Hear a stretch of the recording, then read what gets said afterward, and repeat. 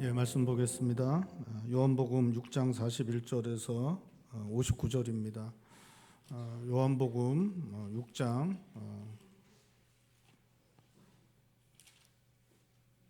41절에서 59절 말씀 교독하시겠습니다. 자기가 하늘에서 내려온 떡이라 하심으로 유대인들이 예수께 대하여 수군거려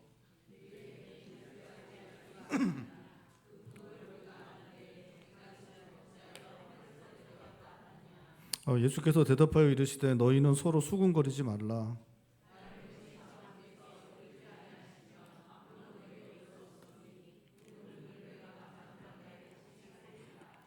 선지자의 글에 그들이 다 하나님의 가르치심을 받으리라 기록되었은즉 아버지께 듣고 배운 사람마다 내게로 오느니라.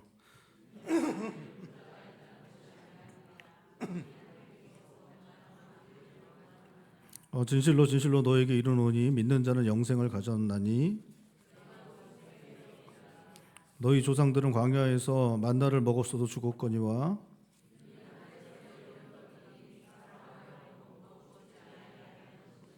나는 하늘에서 내려온 살아있는 떡이니 사람이 이 떡을 먹으면 영생하리라. 내가 줄 떡은 곧 세상의 생명을 위한 내 살이니라 하시니라.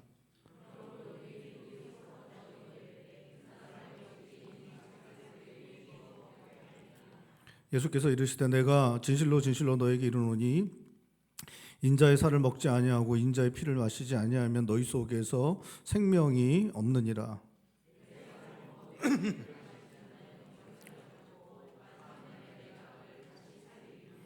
내 살은 참된 양식이요 내 피는 참된 음료로다.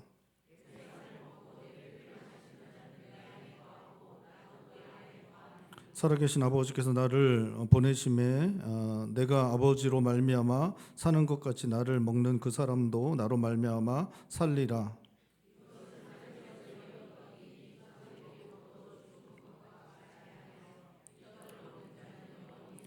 함께 보겠습니다.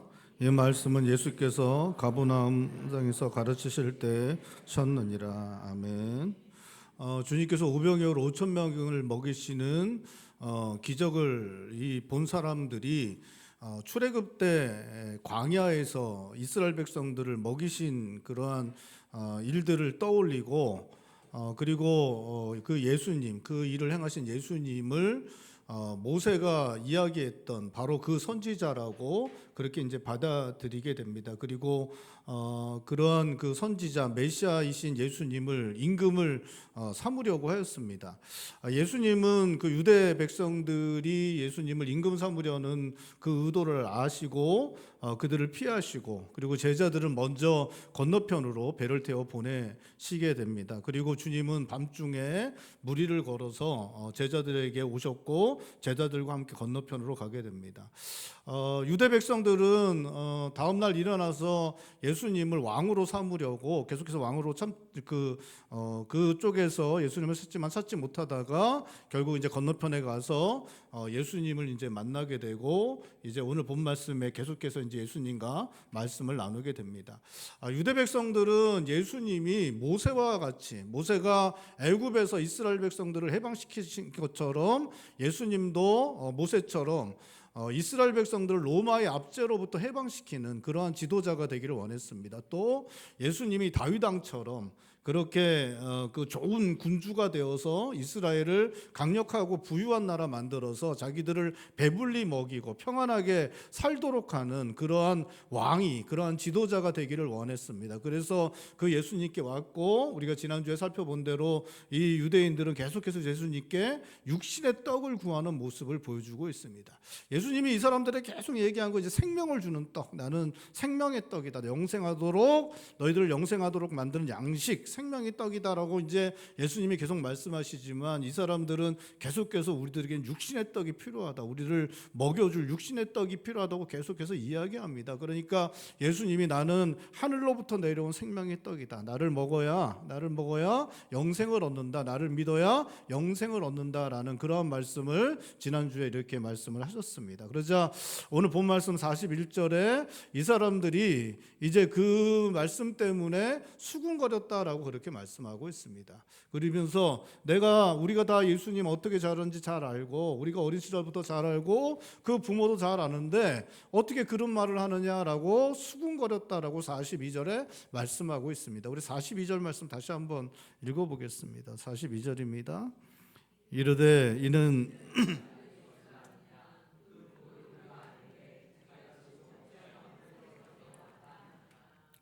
이 오병이어로 5천 명을 먹이신 장소는 어디냐? 거기 이제 벳세다입니다. 벳세다고.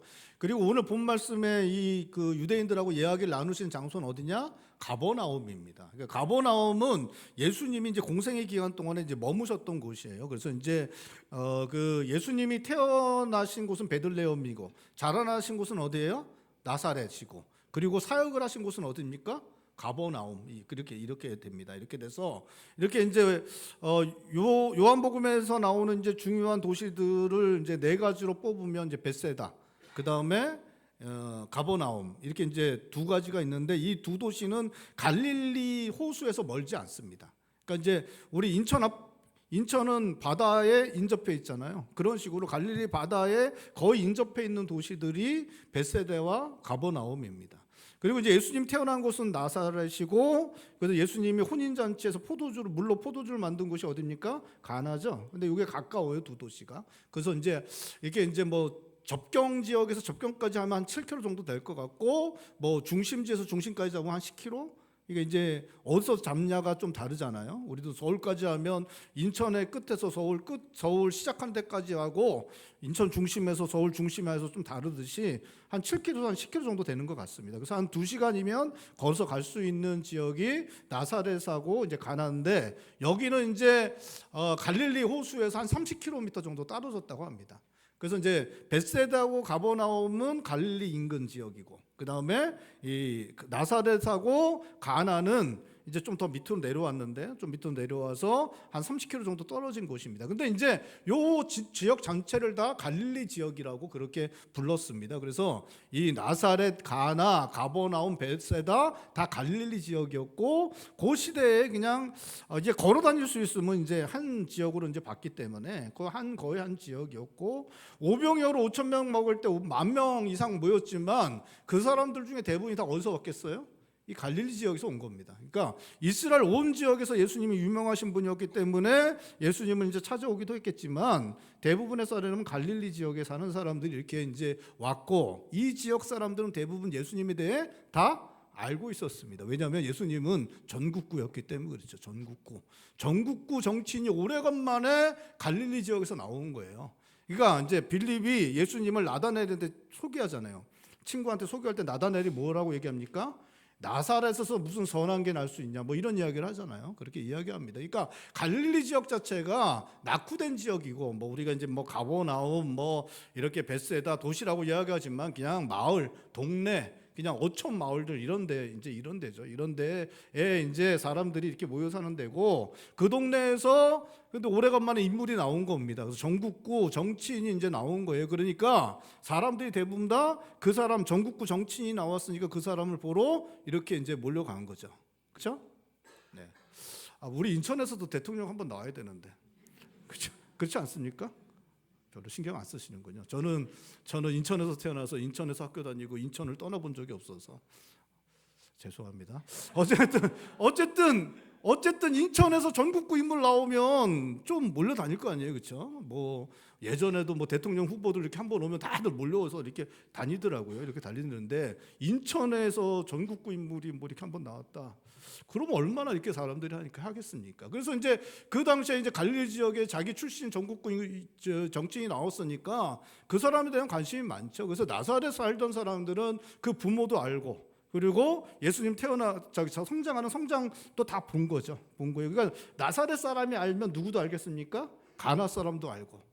가까우니까 다 물어봤을 거 아니에요. 저 사람 누구예요? 야, 쟤 내 다 알지. 그러면서 뭐 요셉하고 마리아 있잖아. 목수 집안이고 뭐 다 뭐 거기서 거기지 뭐 하면서 우리랑 뭐 다를 거 없어. 뭐 그렇게 이야기하면서 갈릴리 사람, 가나 사람들한테 나사렛 사람들 다 이야기해주고, 또 한 동네 모이니까 이제 가버나움, 벳세다 사람들도 다 전국구 정치인 그 지역 출신 유명인이니까 다 관심 갖고 다들 이제 물어봤기 때문에 대부분 다 이제 알게 된 것입니다. 그래서 오늘 본 말씀에 야 무슨 하늘에서 내려왔냐? 우리가 그 부모도 알고 그 잘하는 거 다 아는데 무슨 하늘에서 내려왔냐? 이렇게 이야기를 하는 것입니다. 그렇게 수근거리고 투덜거리고 불평하고 있을 때 예수님이 말씀하시죠. 그렇게 하지 말라고, 그렇게 수근거리지 말라, 그렇게 말씀하십니다. 우리 43절 말씀 한 목소리 읽어볼 거예요. 43절입니다.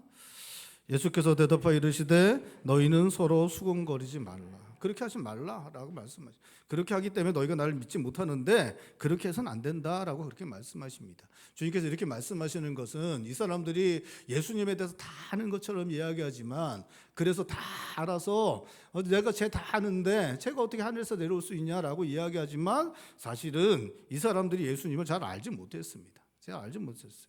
이 사람들이 마리아가 예수님의 어머니 마리아가 예수님에 대해서 어떻게 생각하는지 알지 못했습니다. 저도 저희 교회 자녀들이 이렇게 많잖아요. 많아서 이렇게 막 뛰어놀고 막 그래. 교회 와서 뛰어놀면 제가 아이들 뛰어놀면 딱 뛰어놀 막 가면 딱 얼굴만 보면 제가 그 아이들 딱 보면 진짜 기도만 딱 하면 걔들 그냥 딱 제가 알고 그렇지 않습니다. 여러분. 어떻게 알아요? 잘 모르죠. 제가 우리 교회 아이들 아는 거는 부모님들이 가끔 저한테 얘기를 해주세요. 제가 묻죠. 그리고 야, 걔 잘 자라. 너 저기 뭐야 아이가 어때요? 그러고 물으면 다 이야기를 해줍니다. 걔에 대해서 다 이렇게 술술술 붑니다. 그래서 제가 아는 거지. 제가 어떻게 알겠습니까? 그렇죠? 이게 딱 보면 어떻게 알아요? 모르죠. 그냥 그 나이 또래 애겠거니 하고 그냥 아는 거지 잘 모릅니다. 여러분 예수님에 대해서 그 사람들이 어떻게 알겠습니까? 그냥 또래 애들처럼 자랐겠거니 그렇게 아는 거지 어떻게 알겠습니까? 마리아가 예수님에 대해서 어떤 생각을 가지는지 어떻게 알겠습니까? 마리아가 예수님을 하나님의 아들로 생각했던 것들을 이 사람들이 몰랐습니다. 예수님이 자라나면서 어떤 말씀을 하셨는지, 어떻게 행동했는지, 예수님의 유년실에 어떤 일들이 일어났는지, 성전에 올라갔다가 여기는 내 아버지 집이다 왜 나를 찾으셨냐고 그 부모에게 이야기했던 그런 일들이 일어났는지, 그러한 모든 것들을 그 동네 사람들이 어떻게 알았습니까? 몰랐습니다. 너희들이 잘 알지 못하는데 알지 못하는 것 가지고 왜 그것들을 판단해서 나를 믿지 못하느냐. 너희들이 알지 못하는 것으로 그렇게 판단해서는 안 되기 때문에 수근거리지 말아라. 주님께서 그렇게 말씀하시고 있는 것입니다. 오늘 본 말씀에 등장하는 유대인들과 경우는 조금 다를 수 있겠지만 이러한 일들은 우리들에게도 충분히 일어날 수 있는 일입니다. 사람들 중에 하나님이신 주님을 다 알 수 있는 사람은 없습니다. 여러분 피조물인 사람은 창조주인 하나님을 알 수 없습니다. 피조물은 하나님을 알 수 없습니다. 또 더군다나 죄인으로 부패한 우리가 하나님을 아는 것, 그것은 거의 불가능한 일입니다. 우리가 아는 것은 주님께서 보여주신 너무나 적은 부분만 알 수 있을 뿐인데 그것마저도 아는 것에는 한계가 있습니다. 제가 저희 신학교 다닐 때 저희 교수님 중에 세계적인 석학이 계셨어요. 그래서 신학계에 세계적인 석학이 계셨어요. 김세훈 교수님이라고 신학계의 세계적인 석학입니다. 그 당시에도 이미 수많은 세계적 석학들이 스승처럼 여겼던 분이 김세훈 교수님입니다. 근데 김세훈 교수님이 수업 시간에 학생들 앞에서 막 이렇게 강의하시다가 그런 말씀을 하셨대요. 이제 조금 알 것 같은데 이런 얘기를 하셨대요. 뒤에서 욕을 무지하게 했답니다. 그래서 조금만 교수님이 조금 안다 그러면 어떡하냐고, 우린 죽으라는 거냐고 그러면서 무슨 막 그런 얘기를 했다 그러더라고요. 여러분 사람이 하나님을 아는 것 너무 어려운 것입니다. 우리 죄인들, 영적으로 눈이 가려진 죄인들, 우리 창조주를 유한한 머리를 가진, 유한한 인식 체계를 가진 우리가 무한한 창조주를 아는 것은 그것 자체도 어렵지만 죄인인 우리가 창조주를 아는 것은 너무나 힘든 것입니다. 그렇기 때문에 하나님에 대해서, 하나님이 하시는 일에 대해서, 교회에 대해서 내가 다 알고 있다라고 다 아는 것처럼 이야기하는 것, 그것은 되게 어리석은 것입니다. 여러분, 눈이 못 보는 분들이 이제 코끼리의 꼬리를 살짝 만지고 나서 코끼리 다 안다고 이야기하는 것, 이게 이제 너무나 어리석은 것 같이 죄인인 우리가, 영적으로 눈이 어두워진 우리가 우리가 그냥 조금 알면서 모든 것 다 안다고 하는 거 너무나 어리석은 것이라는 것입니다. 여러분, 하나님께서 하시는 일들은 신비로운 것입니다. 여러분, 주님의 몸된 교회도 신비로운 것이죠. 하나님의 이 영적인 신비가 있는, 하늘의 신비가 있는 것이 하나님이 하시는 일이고 교회입니다. 여러분, 근데 그것을 다 아는 것처럼 이야기하는 것, 그건 너무나 어리석은 것입니다. 하나님이 도대체 왜 이런 일을 하십니까? 하나님이 왜 이런 일을 하세요? 왜 하나님이 계시다면 어떻게 이런 일이 일어날 수 있습니까? 라고 그렇게 이야기할 수 있지만 그것 가지고 하나님을 판단하는 것, 그건 어리석은 것이죠. 현실의 삶에서 너무 힘들고 어렵기 때문에 하나님 계시면 어떻게 이런 일이 일어났습니까? 라고 우리가 이야기는 할 수 있어요. 이야기는 할 수 있지만 그것 가지고 하나님을 판단하는 것은 어리석은 것이죠. 여러분, 교회라는 조직이 느슨하죠. 그렇죠? 그냥 우리가 그냥 또 뭐 우리가 그렇게까지 잘난 사람들은 아니잖아요, 그죠? 그래서 우리가 그냥 이렇게 모이고 그래서 이 조직도 느슨하고 이렇게 뭐 아무것도 아닌 것처럼 보이지만 주님의 몸된 교회는 영광스러운 곳입니다. 하늘의 신비가 있는 곳입니다. 세상 사람들은 그냥 막 판단하고 그냥 막 이야기하지만 여러분, 그렇지 않습니다. 주님의 몸된 교회는 하나님의 은혜가 넘쳐나는 것이고 그 하나님의 임할 때, 하나님의 은혜가 임할 때 놀라운 일들이 일어날 수 있는 그러한 곳이 바로 교회입니다. 함부로 판단할 수 없고 함부로 알 수 없습니다. 여러분, 그것을 함부로 판단하고 함부로 안다고 주장하는 것, 그것은 너무나 어리석은 것인 것입니다. 하나님에 대해서, 하나님께서 하시는 일에 대해서, 교회에 대해서 다 아는 것처럼 판단하고 믿지 않겠다고 하는 것, 어리석은 것입니다. 그것은 다 아는 것이 아니라 표면에 드러난 일부분만 아는 것이고 그것은 마음이 강팍하여 믿기를 부정하는 것을 드러내는 것일 뿐 하나님에 대해서도 교회에 대해서도 알고 있는 것, 없는 것을 드러내고 있는 것입니다.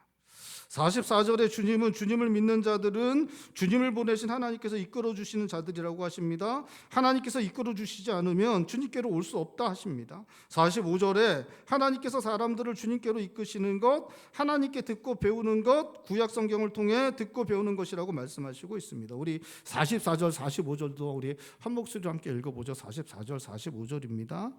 나를 보내신 아버지께서 이끌지 아니하시면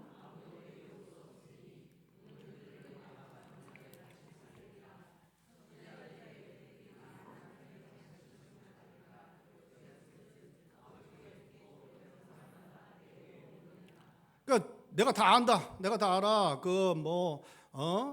내가 요셉도 알고 내가 마리아도 알고 내가 다 알아. 이렇게 이야기하는 사람들에게 주님께서 나를 알려면 나를 믿으려면 아버지께서 그들을 나에게 이끄셔야 나를 알고 나를 믿을 수 있다. 그리고 아버지께서 나를 이끄시는 하나님께서 나에게 이끄시는 방법은 구약 성경을 통해서 그 성경을 통해서 듣고 배우고 아버지께서 가르치심으로 성경을 통해서 그들을 가르치심으로 그들이 성경을 통해서 나에게로 나올 수 있다. 나를 알고 나를 믿을 수 있다라고 그렇게 주님이 그렇게 말씀하시고 있는 것입니다.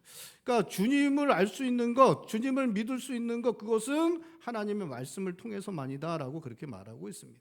보여지는 것, 그것은 표면적인 것일 뿐이고 그것으로 판단하고 그것을 믿음을 결정하는 것, 그것은 어리석은 것이고 주님을 알려면 방법은 한 가지다. 하나님의 말씀을 통해서 나를 알 수 있다. 주님께서 그렇게 말씀해 주시고 있는 것입니다.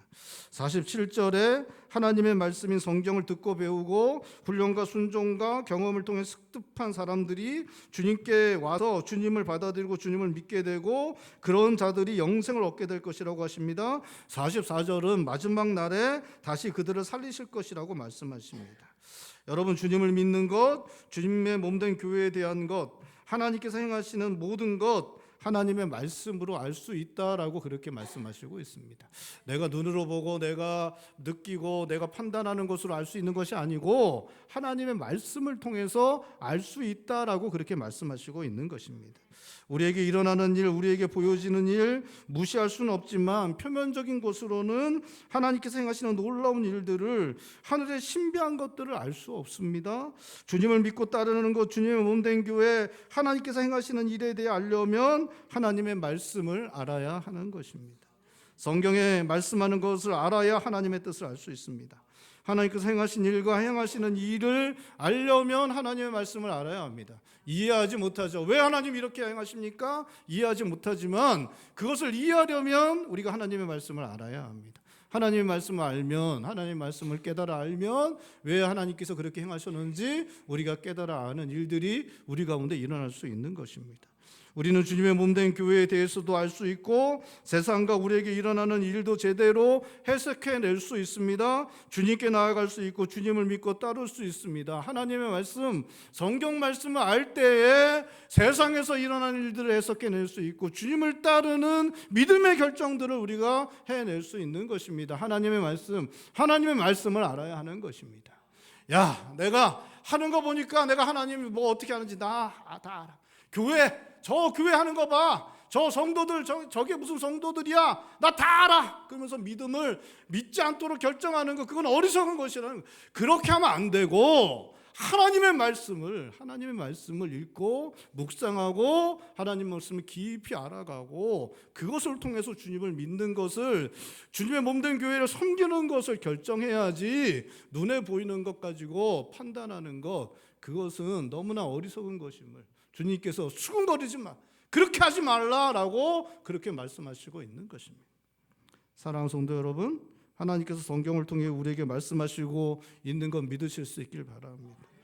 하나님의 말씀, 성경을 통해 하나님을 더욱 깊이 알아가고 하나님의 뜻을 더욱 분명히 알고 성경을 통해 교회를 알고 세상과 우리에게 일어나는 일을 해석해내고 우리 인생 가운데 일어나는 일들을 조망하실 수 있는 성도님들 되시길 바랍니다.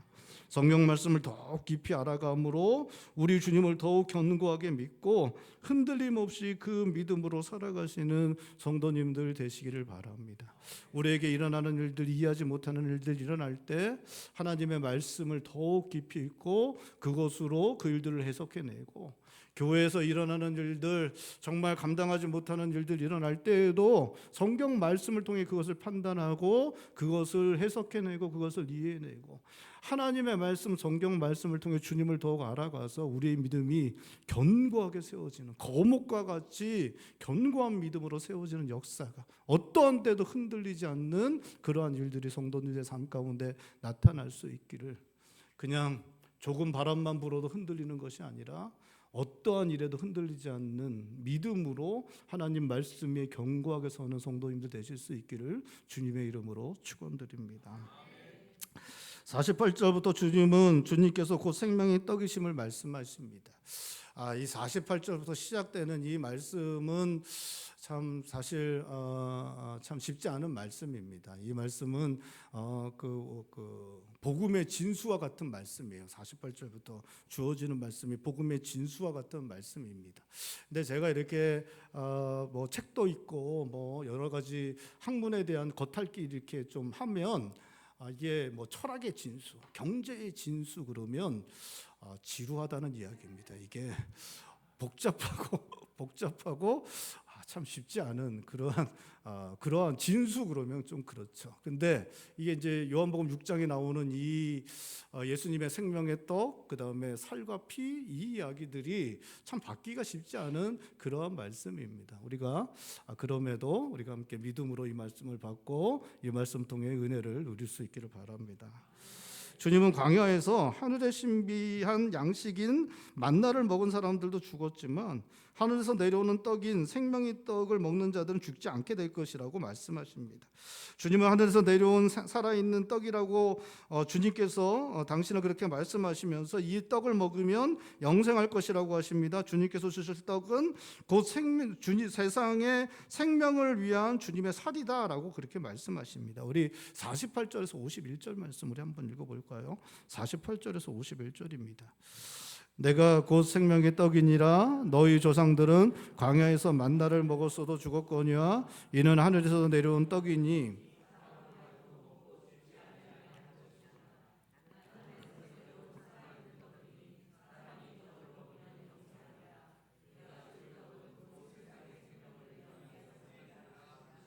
주님께서 이 말씀하시니까 이제 유대인들이 이 말씀을 받아들이지 못합니다. 그래, 생명의 떡, 뭐 생명의 떡까지는 괜찮아. 여러분, 생명의 떡, 주님의 생명이 자신을 생명의 떡이라 그러니까 비유잖아요. 비유니까 이제 괜찮아요. 근데 갑자기 51절에 뭐라고 말씀하시냐면 주님이 생명의 떡을 넘어서 내 살을 먹어야 된다. 내 살을 먹어야 된다. 이렇게 말씀하십니다. 그러니까 52절에 유대인들이 그 말씀을 받아들이지 못합니다. 이게 뭐 식인을 하자는 거냐 이런 것들을 이제 받아들여. 예수님의 몸에 살을 갖다 먹어야 된다라고 그렇게 표현을 하시니까 이게 식인을 하자는 거냐, 어떻게 그 살을 먹냐 그렇게 이제 말들을 하며 그렇게 서로 이제 격한 논쟁들을 하게 됩니다. 근데 요게 이제 이 사람들의 이 반응일 뿐만 아니라 초대교회 로마 제국에서 일어난 반응이기도 합니다. 초대교회에서 로마 제국이 이제 그 초대교회들을 핍박할 때 이유 중 하나가 그들의 식인의 풍습이 있었다라고 단정을 했어요. 그래서 그 사람들이 그 초대교회가 모일 때마다 성찬을 하잖아요. 그러면서 이제 내 살을 먹고 내 피를 마셔야 된다. 이제 그 말씀을 대로 그렇게 성찬을 했기 때문에 그들이 이제 로마 제국 사람들은 식인 풍습을 행하고 있다라고 그렇게 믿어서 그게 이제 핍박의 이유 중 하나였거든요. 근데 그런 식으로 이 사람들도 지금 그렇게 이야기를 하고 있는 것입니다. 그러니까 첫 번째 이제 문제 제기를 했을 때 예수님이 하늘로부터 내려왔다 이 얘기를 하고 생명의 떡이다 이야기할 때 이제 문제 제기한 거고, 이거는 이제 완전히 차원이 다른 이제 문제 제기를 하고 있는 것입니다. 예수님이 자기의 살을 먹어야 된다라고 그렇게 이야기하니까 이 사람들이 받아들이지 못하고 여러 가지 이야기들을 하면서 서로 이제 논쟁을 하는 거예요. 그래서 이 사람들이 이것도 비유다, 야 이것도 비유야, 아니야 이거 살 먹자는 건데 이거 어떻게 해? 막 하면서 이제 막 이게 격한 논쟁을 했다는 것을 이제 쓰고 있는데, 이 표현은 이 사람들이 예수님의 이 말씀을 받아들이지 않았다는 걸 이렇게 이제 이런 식으로 표현하는 것입니다. 예수님의 말씀을 잘 받아들인 게 아니라 받아들이지 못하고 격하게 논쟁하는 그러한 일들이 일어났다라고 그렇게 이제 말씀하고 있는 것입니다. 그러한 사람들에게 주님께서 계속해서 또 말씀하십니다. 저번 주에 우리가 이야기했듯이 육신의 떡을 구하는 자들에게 계속해서 생명의 떡에 대해서 말씀하신 것처럼 이해하지 못하고 받아들이지 못하고 있지만 계속해서 주님께서 하실 말씀들을 하시고 있습니다. 주님의 살을 먹어야 되고 주님의 피를 마셔야 된다. 내 살을 먹지 않고 내 피를 마시지 아니하면 영생을 얻지 못한다. 주님께서 그렇게 말씀하십니다. 내 살은 참된 양식이고 내 피는 참된 음료다. 주님께서 말씀하십니다. 생명의 떡인 나의 살과 나의 피를 먹어야 영생에 들어갈 수 있다. 주님께서 말씀하십니다. 우리 57절 58절 말씀, 57절 58절 말씀 우리 한 목소리 읽어볼까요? 57절 58절입니다. 살아계신 아버지께서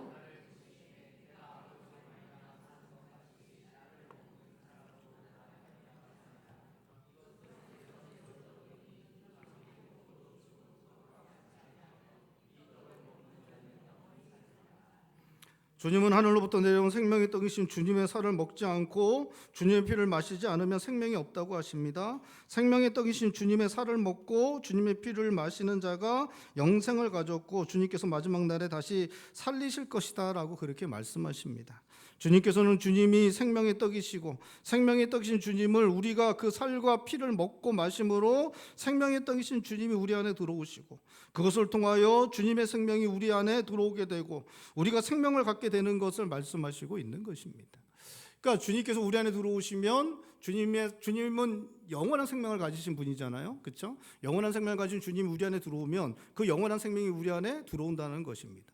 근데 이것을 말씀하실 때 어떻게 표현하신 것이냐면 주님은 생명의 떡인데 생명의 떡인 주님이 우리 안에 들어오면 생명의 떡이시기 때문에 그 영원한 생명을 그 떡을 먹게 되면 이제 우리 안에 들어온다는 거죠. 이게 이제 그런 거죠. 여러분 천년된 삼삼을 먹으면 천년된 삼삼을 먹어본 적이 없어서 잘 모르지만 어쨌든 천년된 삼삼을 먹으면 삼삼의 효과가 우리 안에 들어오죠. 먹어보지 못해서 모르시는군요. 들어옵니다. 들어와서 뭐 예전에 정주영 회장 같은 분은 7천만 원, 8천만 원 내고 그 자리에서 뭐 몇백 년 된 삼삼을 사 먹었다 그러더라고요. 어쨌든 그렇게 들어오잖아요. 그러니까 그 생명의 떡을 먹으면 생명이 우리 안에 어떻게 들어온다는 거예요. 그 주님이 말씀하시는 게 그거예요. 생명의 떡을 먹으면 생명이 우리 안에 들어오는 거죠. 들어오는 거죠. 생명이 뭐. 근데 그걸 먹는 방법이 뭐냐? 주님의 살과 피를 우리가 이제 그 먹음으로 그렇게 생명이신 주님이 우리 안에 들어오는 것으로 그런 식으로 표현하는 거예요. 주님께서 그런 식으로 생생하게 주님께서 우리 안에 들어오시는 것은 마치 생명의 떡을 살과 피를 먹음으로 우리 안에 들어오시는 것과 같은 것으로 주님이 들어오셔서 그렇게 들어오실 때 우리 안에 주님의 생명, 영원한 생명이 우리 안에 들어오는 것이다라고 주님께서 우리들에게 그렇게 말씀하시고 있는 것입니다. 이 말씀은 요한복음 6장에서 이 말씀은 오병이어로 5천 명을 먹이신 사건과 함께 이 말씀을 통해서 주님께서 우리들에게 하실 일이 무엇인지를 우리들에게 보여주십니다. 그래서 이 오병이어로 5천 명을 먹이신 사건은 이 사건은 대단히 의미 있는 사건이에요. 이 사건을 통해서 주님께서 마치 자신의 살을 떼어주시는 것처럼 사실은 살을 떼어주어서 그 살을 먹으면 우리 안에 뭐가 들어와요? 주님의 영생, 생명이 들어오잖아요. 들어오는 것처럼 오병이어로 그 오병이어를 떼어서 만 명을 먹이심으로 만 명들이 그걸 먹음으로 그 안에 생명이 들어가는 것. 이것을 통해서 주님께서 우리를 위하여 주신 그 영원한 생명이 수없는 인류를 향하여 그 사람들에게 떼어서 들어가서 모든 사람들에게 영생을 주실 것을 이 오병이어로 5천 명을 먹이신 이 사건을 통해서 우리들에게 보여주시고, 그리고 그것을 6장 전체를 통해서 이 설명하는 것, 이것이 이 6장 전체를 통해서 우리들에게 사도 요한이 복음을 우리들에게, 주님의 그 생명의 복음을 우리들에게 6장 전체를 통해서 우리들에게 설명해 주고 있는 것입니다. 근데 이해는 잘 안 되죠. 그래서 이거 잘 읽으면 그렇게 이해가 돼야 되는데 잘 이해는 안 되죠. 제가 열심히 이렇게 해도 이해가 되세요? 예, 감사합니다. 감사합니다. 예. 그래서 넘어가겠습니다. 주님의 이 말씀은 주님께서 제자들에게 세우신 성찬으로 행해지게 됩니다. 주님은 제자들에게 주님의 살인 떡과 주님의 피인 포도주를 먹고 마시라고 하셨습니다. 근데 이렇게 성찬을 이제 행하시게 되는데, 교회들이 초대교회부터 이제 성찬을 행하게 되는데, 이 말씀이 무엇인지 교회들도 잘 받아들이지 못합니다. 잘 이해하지 못해요. 그래서 초대교회부터 시작된 교회가 이제 로마 카톨릭이 되잖아요. 로마 카톨릭이 돼서 그러면 성찬에 주어지는 떡과 이 잔이 무엇인가, 살과 피가 무엇인가. 그래서 이제 그들이 이제 이게 뭐라고 결정을 했냐면 이게 바로 예수님의 살과 피다 라고 그렇게 결정을 해서 이게 이제 화채설이에요. 그래서 그들이 화채설로 그 로마 카톨릭은 화채설을 주장하고 그것을 공적으로 확증을 했어요. 그래서 이게 화채설이 뭐냐면, 이제 성찬을 할 때 사제들이 축성을 해요. 축성할 때 그 떡과 포도주가 뭘로 변하냐면, 축성할 때 예수님의 살과 피로 변한다고 지금도 믿어요. 진짜로 예수님의 살과 피로 변하는 걸로 지금도 믿습니다. 지금도 믿어요. 그게 로마 카톨릭이 그렇게 이해하고 그렇게 그런 교리를 세워서 지금까지도 그렇게 행하고 있습니다. 이제 종교 개혁자들이 이제 그걸 이제 반대하면서 다른 이제 교리들을 만들어냈습니다. 그래서 루터가 이제 낸 교리는 공제설인데, 근데 루터는 그거에 반대해서 공제설을 내긴 했지만 크게 변하지는 않습니다. 루터는 원래 뭐였어요? 원래 사제였어요. 사제였기 때문에 루터의 많은 이야기들은 사실 혁신적인 이야기들은 많지만 어떤 부분에 있어서 많이 변하지 않습니다. 그래서 루터가 이야기한 게 공제설인데, 루터는 자기가 그 성찬을 할 때 예수님이 그 살과 떡과 잔에 현현하시는 거예요. 그러니까 임재하시는데 실제로 현현하셔서 그 떡과 포도주가 뭐가 돼요? 진짜 살과 피로 이렇게 변화되는 거예요. 예수님이 현현하신다라고 했어요. 그러니까 다른 건 거의 없는데, 사제들이 축성하면 그 살과 피로 변화된다는 것이고, 현현한다는 것, 임재하셔서 현현한다는 것이 좀 다른 것이죠. 이거에 대해서 이제 반대한 사람이 누구냐? 찌빙글리. 그러니까 종교개혁자가 제일 가장 유명한 사람이 세 사람입니다. 한 사람은 루터, 또 한 사람은 찌빙글리, 세 번째 누구예요? 칼빈이. 근데 찌빙글리가 이거에 대해서 이제 들고 일어나서 그건 아니다라고 주장하면서 이야기한 게 이 기념설입니다. 그래서 이 사람이 이야기한 거는, 이건 떡과 포도주는 살과 피가 아니다. 이거는 그냥 떡이 이게 그냥 떡이지, 이게 무슨 살이냐? 이게 떡이고 포도주지, 이게 무슨 피냐? 포도주다. 그렇게 이야기하면서 이거는 그냥 기념할 뿐이다. 예수님께서 우리에게 새 언약을 주신 그 영원한 언약을 기념할 뿐이다라고 이야기한 게 누구냐? 찌빙글리예요. 우리가 믿는 것, 우리 교단이 믿는 것, 우리 교회가 믿는 것은 칼빈이 가르친 것입니다. 칼빈이 가르친 것은 뭐냐? 영적 임재설이에요. 그래서 칼빈은 우리가 이렇게 성찬을 행할 때 누가 임하세요? 성령께서 임하십니다. 성령께서 임하실 때 그 떡과 포도주에 성령께서 임하실 때 떡과 포도주가 우리 예수님과 연결되어지고, 그래서 떡과 포도주를 우리가 먹게 되면 우리가 누구와 연합해요? 예수님과 연합한다. 그것이 이제 칼빈이 가르친 것이고 우리가 따르는 믿음입니다. 그래서 우리가 이제 그 성찬을 하게 되면 우리가 떡과 포도주를 먹게 되면 우리가 누구와 연합돼요? 예수님과 연합되죠. 예수님과 연합되면 우리의 생명이 어떻게 돼요? 새로워지고 충만하게 되는 것입니다. 그래서 우리 교단의 교리 중에 은혜의 도구가 있어요. 은혜의 도구 중 하나가 뭡니까? 바로 성찬입니다. 그러니까 하나님의 은혜가 강력하게 임하는 그 강력한 도구가 뭐예요? 성찬입니다. 성찬을 통해서 우리가 예수님의 살과 예수님의 피에 함께 참여하게 될 때, 우리 주님이 우리와 연합하게 될 때 우리 안에 이미 뭐가 있어요? 우리 안에 이미 영원한 생명이 있어요. 그 영원한 생명이 어떻게 됩니까? 예수님과 연합하게 될 때 더 강력해지고 더 충만하게 되는 그러한 일들이 일어나게 되기 때문에 그것이 우리가 은혜가 충만하게 된다라고 그렇게 이야기를 하는 것입니다. 이 교리들이 너무나 중요해요. 이게 너무 중요하기 때문에 결국 이것 때문에 헤어져요. 그래서 원래 루터하고 쯔빙글리가 함께 갔었는데 이 기념설과 공제설이 함께 갈 수 없어서 이것 때문에 교파가 이렇게 갈라지게 됩니다. 그러니까 이게 이제 아무것도 아닌 것처럼 여기지만 사실은 이게 우리가 믿는 믿음의 핵심이죠. 믿는 믿음의 핵심이고 이것이 그렇게 중요한 것입니다. 우리는 하나님께서 보내신 영원한 생명이신 하나님의 아들이 우리 안에 들어오실 때 그 생명으로 영생을 얻게 되는 것이고, 영원한 생명이신 주님을 믿음으로 받아들인 자들은 생명의 떡이신 우리 주님의 살을 먹고 피를 마심으로 생명의 주님께서 우리에게 들어오시는 것 같은 것임을 이 오늘 본문 말씀하시고 있습니다. 우리가 성찬 예식을 행할 때 성령께서 임재하셔서 빵과 포도주가 우리 주님과 연결되는 것이고, 그것을 먹을 때 우리가 주님과 연합을 누리는 것입니다. 예수님을 믿는 자들에게 예수님의 영이 그 안에 들어가십니다. 예수님의 영은 영원한 생명을 가지고 계시고 우리 안에 영원한 생명이 있게 하시는 것이다라고 말씀하시고 있는 것입니다. 여러분, 예수님을 우리의 죄를 대신하여 죽으신 하나님의 아들로 믿는 자들 안에, 예수님을 창조주로 구원주로 심판주로 믿고 받아들인 자들 안에 영원한 생명이 있습니다. 우리 안에 영원한 생명이 있습니다. 여러분 믿으실 수 있길 바랍니다. 우리 안에 있는 생명은 영원한 것입니다. 여러분 믿으실 수 있길 바랍니다. 바울사도는 고린도후서 4장에서 우리의 겉사람은 낡아지지만 우리의 속사람은 날마다 새롭다고 말씀하고 있습니다. 우리 안에 예수 그리스도의 영원한 생명이 있기 때문입니다. 우리 주님께서도 요한복음 4장에서 사마리아 여인에게 영생하도록 솟아나는 샘물을 주시겠다고 말씀하십니다. 우리 안에 영원한 생명을 주시겠다고 말씀하시고 있는 것입니다. 여러분, 우리 안에 있는 예수님의 생명은 충만합니다. 영원합니다. 우리의 속사람은 날마다 새로워집니다. 우리 안에 생명의 샘물이 영생하도록 솟아나고 있습니다. 여러분, 우리 안에 영원한 생명이 있습니다.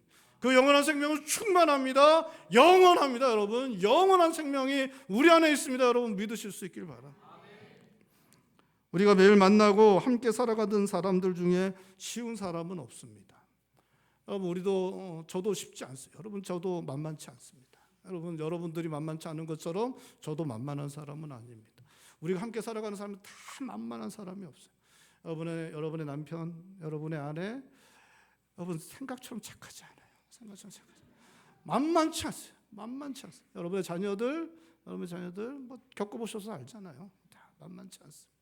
여러분, 사람들 때문에 우리는 상처받습니다. 사람들 때문에 우리는 힘들게 됩니다. 사람들하고 같이 지내는 것 자체가 쉽지 않은 것입니다. 여러분, 우리의 인생의 필요를 채우는 건 또 얼마나 어렵습니까? 오늘 본 말씀 유대인들처럼 떡 때문에 우리가 얼마나 쉽지 않은 삶을 살아갑니까? 쉽지 않습니다. 우리의 육신은 또 낡아지죠. 아침에 일어나면 찌뿌드도 정말 쉽지 않죠. 여러분, 정말 쉽지 않습니다. 힘들고 고단하고 지치고 힘든 것, 그것이 바로 우리의 인생입니다. 저는 좀 주일날 나오면 성도님들이 저를 좀 웃으면서 저를 바라봐 줬으면 좋겠어요. 제가 일부 때도 제가 얘기를 했죠. 일부 때는 이제 저희가 일부 때는 찬양을 안 하고 이제 저희가 이제 그 주님의 성령 그 찬양을 하는데 제가 성도들 얼굴 안 보거든요. 저도 표정 안 좋고 성도들도 표정 안 좋은데 서로 안 좋으니까 안 좋으니까 안 본다고 제가 얘기했는데 화를 안 내시더라고요. 수긍을 하시더라고요. 다 지쳐서 힘들어서 다들 나오는 거죠. 정말 이해합니다, 여러분. 근데 저도 힘든데 여러분 얼마나 힘들겠습니까? 정말 이해합니다. 우리 인생이 얼마나 고단합니까? 정말 고단하고 힘든 것이 우리의 인생이지. 우리가 살아내야 하는 현실의 삶은 우리를 지치게 하고 힘을 내지 못하게 할 수 있습니다. 낙심되고 절망스러운 상황도 주어질 수 있습니다. 여러분, 그러할 때라도 예수님을 믿는 우리는 잊지 않아야 합니다. 예수님이 우리 안에 들어와 계심으로 우리에게 주어진 생명은 충만한 것이고 영원한 것이라는 것입니다. 여러분, 우리 안에 있는 그 충만하고 영원한 생명은 멈추지 않습니다. 우리의 영혼의 심장을 힘있게 뛰게 만듭니다. 우리의 현실의 삶에서 다시 일어서게 하고 나아가게 만듭니다. 절망에서 일어나게 하고 믿음을 발휘하게 하고 믿음의 발걸음을 내딛게 합니다. 아무리 힘들어도 아무리 어려워도 여러분, 예수 그리스도의 심장, 예수 그리스도의 영생, 예수 그리스도의 영원한 생명이 우리 안에 있기 때문에 아무리 힘들고 아무리 어려워도 지치고 힘들고 낙심과 절망 가운데 있더라도 예수 그리스도의 영원한 생명이 우리 안에 있는 사람들은 다시 일어설 수 있습니다. 여러분, 놀랍게도 기뻐할 수 있습니다. 놀랍게도 감사할 수 있습니다. 놀랍게도 소망을 품을 수 있습니다. 예수 그리스도의 영원한 생명은 충만. 그 생명력은 언제라도 우리를 다시 일으킬 만한 생명력입니다. 그 우리의 영혼의 심장을 쿵쾅쿵쾅 뛰게 만드는 그 영원한 생명이 예수 그리스도를 믿는 자들에게 믿을 때에 우리들에게 주어진다 말씀하고 있습니다. 사랑하는 성도 여러분, 믿는 자들에게 생명의 떡이신 주님께서 들어오셨고 주님의 영원한 생명을 주신 것 믿으실 수 있기를 바랍니다. 그 충만하고 영원한 생명으로 말미암아 우리의 생명력이 언제나 충만하게 넘쳐날 수 있음을 믿고 주님을 믿는 그 믿음으로 언제라도 다시 일어나 믿음의 삶을 살아내시는 성도님들 되실 수 있기를 바랍니다. 여러분, 이것은 약속입니다. 성령의 충만함이 있을 때 우리의 영원한 생명이 힘을 얻고 강해지고 충만해지는 역사가 일어날 수 있습니다. 성찬을 통해서 우리의 영원한 생명이 예수 그리스도와 연합됨으로 우리의 영원한 생명이 힘을 얻고 충만해지고 강해질 수 있습니다. 왜 우리가 믿고 영원한 생명이 들어왔는데 우리가 왜 믿음이 연약해지고 왜 우리가 죄의 길로 갈 때는 그 영원한 생명이 힘을 내지 못하고 쭈그러들고 그렇게 그냥 아무것도 아닌 것처럼 되는지는 정확하게 알 수 없습니다. 하나님께서 그렇게 우리들에게 그런 영적인 세계들을 그렇게 만들어 놓으신 것 같습니다. 분명한 것은 성령의 충만함이 있을 때 우리의 영원한 생명이 다시 요동하고 힘있게 우리의 영적 심장을 뛰게 만들고 다시 생명력을 새롭게 하는 일들을 우리에게 허락하신다는 것입니다. 사랑하는 성도 여러분, 예수 그리스도께서 우리들에게 영원한 생명을 주셨습니다. 여러분, 지치고 힘들고 어렵고 낙심되는 삶을 살고 있다면 여러분, 다시 한번 성령의 충만을 구하실 수 있길 바랍니다. 우리의 영원한 생명이 다시 충만한 역사가 일어나게 될 것입니다. 그것 때문에 다시 기쁨을 갖고 감사하게 될 것이고 소망을 갖고 다시 힘있게 능력있게 삶을 살아내게 될 것입니다. 이 시간 함께 기도하겠습니다. 기도할 때 성령 하나님 충만하게 임재하셔서 우리 안에 있는 영원한 생명이 다시 힘을 얻고 우리의 영혼의 심장을 뛰게 하고 그래서 주님 주신 힘과 능력으로 우리의 생명력이 새롭게 되므로 우리의 주어진 삶을 다시 힘있게 능력있게 살아가게 하여 주시옵소서. 우리는 연약하지만 우리는 할 수 없지만 우리의 육신은 낡아지지만 주님의 생명으로 새롭게 되고 우리의 속사람이 날마다 새롭게 되고 그 영원한 생명으로 살아갈 수 있음을 우리가 믿습니다. 성령 하나님, 우리 가운데 역사하여 주시옵소서. 우리 시간에 한 목소리 함께 기도하겠습니다. 기도합니다.